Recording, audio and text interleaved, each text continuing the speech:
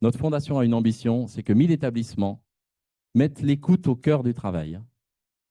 Écouter ce qui empêche les gens de vivre leur boulot pour pouvoir changer ce qui peut entraver leur bien faire et bien vivre leur travail. Et ça, non pas en le prononçant, non pas en l'envoyant comme une espèce d'incantation qui flotte, mais avec un référentiel qui porte chaque établissement vers la capacité de le faire. C'est un projet de recherche. Nous avons voulu recherche, c'est-à-dire que nous allons avoir 3 objectifs scientifiques que nous évaluerons auprès des établissements engagés. Qu'est-ce que mettre l'écoute au cœur du travail, première recherche, va apporter à la santé physique et mentale des travailleurs? Deuxième objectif, qu'est-ce que ça va apporter à la santé physique et mentale des dirigeants, qui sont souvent les grands oubliés de la cause? Et troisièmement, qu'est-ce que ça va apporter à l'attractivité et la performance des organismes? Voilà ces 3 objectifs de recherche que l'on cherche pour le projet 41-21. C'est là que les minutes sont chères. D'où il vient? Ce projet, en fait, il est venu tout d'abord d'un livre que j'ai écrit qui s'appelle La QVT, en finir avec les conneries.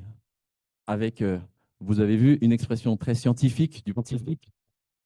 Et ce livre a généré, on va dire ça comme ça, qui fait que j'ai proposé à personnes en France qui veulent qu'on parle de ce sujet-là, près d'elles, réunissent des gens, réunissent des personnes dans une salle, en parler de vive voix partout en France. On a lancé le Tour de France de la QVT, ça a duré 1 an et ça a été, ça m'a débordé. On a eu presque 25 étapes, pas loin de 2000 personnes qui se sont réunies pour pouvoir parler de ce sujet, comprendre ce qui peut atteindre à cette santé, cette qualité de vie et des conditions de travail, et surtout comprendre comment on peut lever ces contraintes. Voilà, c'est le point de départ. Dans toutes ces étapes, avec tous les échanges que j'ai pu avoir, il y a tellement de gens qui m'ont dit la même chose. Premièrement, j'ai eu beaucoup de personnes dans les entreprises, les organisations, quelles qu'elles soient, qui m'ont dit, mais je n'arrive pas à bien faire mon boulot, malgré le fait que je souhaite le faire. Pourquoi? Ça, c'était une première expression. Pourquoi, en fin de compte? L'expression qui est la mienne, mon envie de vivre ça au travail, c'est mon envie de bien bosser. C'est mon envie de bien le faire et pas que bien le faire. Et pourquoi ça coince, en fait? Pourquoi est-ce que j'ai ces entraves-là au travail? Ça, c'était une première expression forte. Une deuxième expression que j'ai beaucoup entendue, c'est de la part d'employeurs qui m'ont dit « je fais tout ce que je peux et c'est jamais bien ». Combien j'ai eu d'employeurs qui m'ont dit ça? J'ai fait ça, c'est difficile, etc. Et ça ne va jamais. Vous voyez, je me rappelle, un employeur, il a eu cette phrase avec moi et je l'ai gardée. Il m'a dit « ok, puisque les résultats ne sont pas là, je vois bien que je ne fais pas bien, je ne sais pas comment bien faire ». Et donc, à force d'entendre ça, la question qui finissait, tu vois, ces échanges, toujours la même. Alors, vous dites qu'il faut mettre l'écoute au cœur. On est d'accord. Deuxièmement, vous dites qu'il faut mettre la santé mentale sur un pied d'égalité de traitement avec la santé physique. Eh bien, on est d'accord aussi.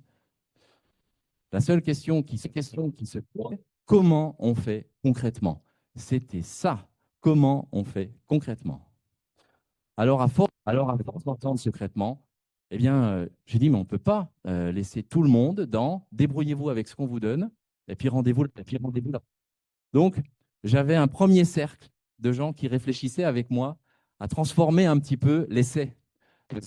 C'est issu du livre.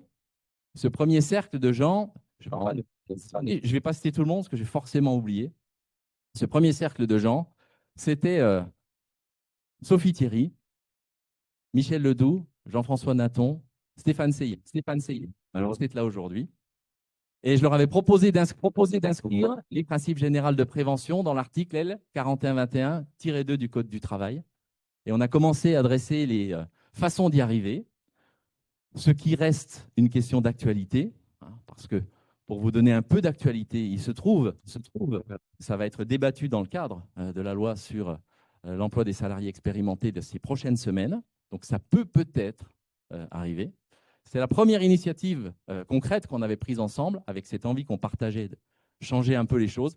Et la deuxième initiative, c'est quand on s'est retrouvé à exprimer ce vécu à travers toutes ces rencontres, c'est est-ce qu'on le ferait en fait? Est-ce qu'on ferait cette proposition de valeur, cette démarche, on rendrait opérationnelle, accessible à toute entreprise en France, pour le travail et en mesurer scientifiquement les effets? Et si on le faisait?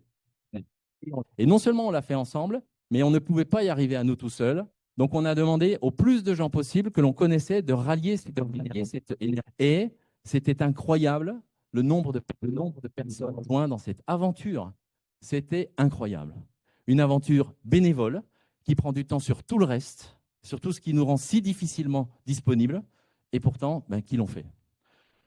Les personnes qui ont rejoint cette aventure-là, j'en suis honoré, quelle qu'elle soit. Et parmi les personnes qui nous ont rejoints, que ce soit pour administrer la fondation, que ce soit pour piloter cette démarche, que ce soit pour évaluer cette démarche, vous le verrez tout à l'heure, de ce protocole scientifique ont été établis avec le laboratoire mesure du CNAM, Sylvie pourra en parler tout à l'heure, donc qui nous ont toutes dit, allez, on le fait, toutes ces personnes-là. Et bien parmi toutes ces personnes-là, il y en a une, pas ne pas la citer aujourd'hui, c'est Blaise, qui est à la retraite très active de Aix-Marseille Université, qui est rentré dans l'histoire. Et quand on lui a dit besoin d'organiser une université d'été, de ce sujet à Marseille, Blaise a dit je connais quelqu'un qui peut nous aider et qui peut nous recevoir. Et donc c'est Aix-Marseille Université qui nous accueille dans ses locaux. Et pour pouvoir juste donner un mot à une personne qui a œuvré pour que ce soit possible, je voulais juste donner le micro à Stéphanie, qui dirige l'Institut régional du travail, qui occupe une partie de ces locaux.